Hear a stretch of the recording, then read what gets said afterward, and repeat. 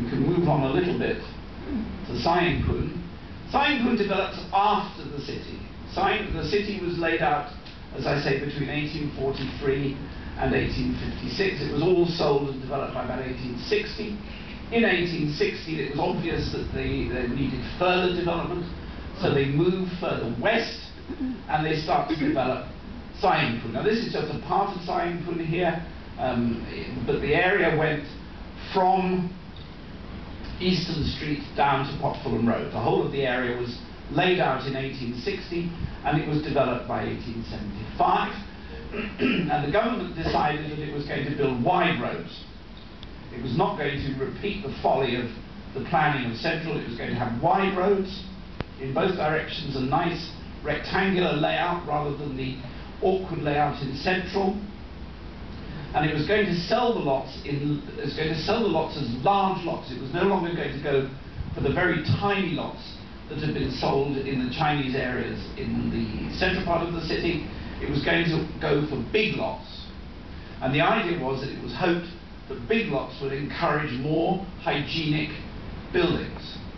But it didn't. As you can see what happened, an owner, this is one lot here, and the owner promptly divides it up with lanes and puts in exactly the same sort of tiny shop houses as you had in Central. You can see the different lots. This is one lot here, a second lot here, third lot, and all of them doing the same, dividing their lots with tiny narrow lanes to cram in the maximum number of shop houses onto the site. So Saingpun turned out to be just as unhygienic as the city, and in fact the Great Plague of 1896 broke out here in the top end of Saingpun. But the layout was designed by the government as an improvement. The layout of the roads, the width of the road certainly was an improvement, but the hope that large lots would produce better and more hygienic buildings didn't happen.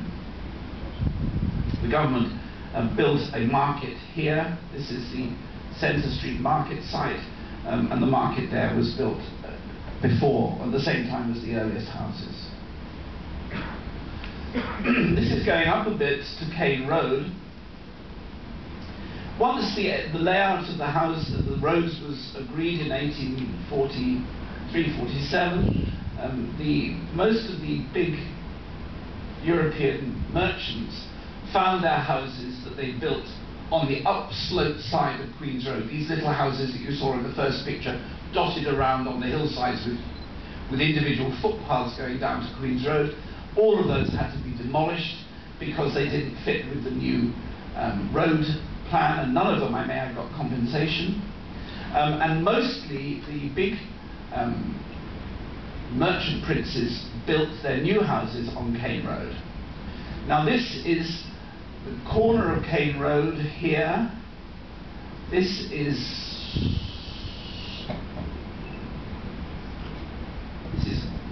Hung Sing Street, here, Hung Sing Lane.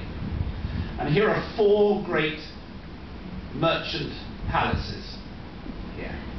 And they owned all the land from Cane Road down to Bridges Street. So you had the house was built here on Cane Road, and then there were gardens.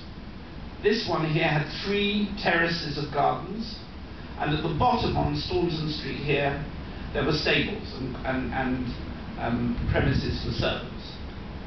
And the same with this one again, 3 terraces of gardens, stables at the bottom.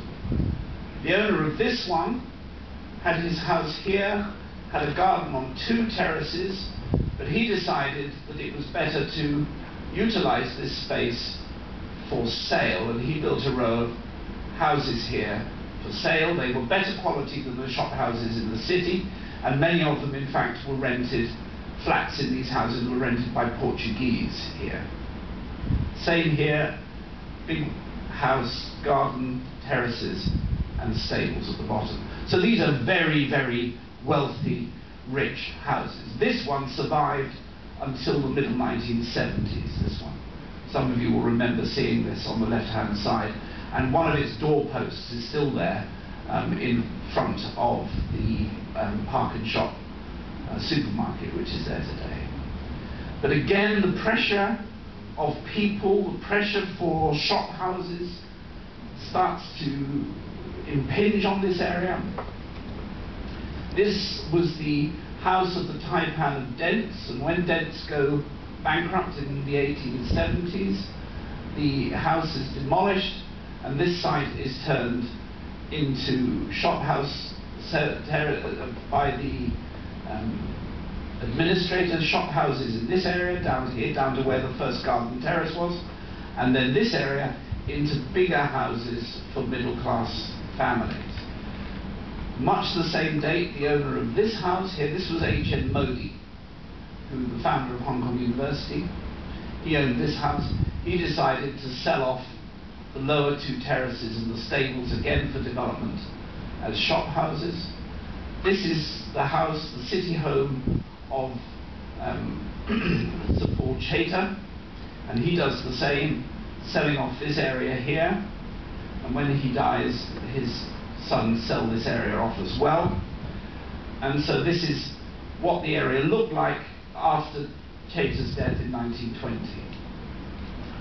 Shop houses here, small, very similar to the ones in the city.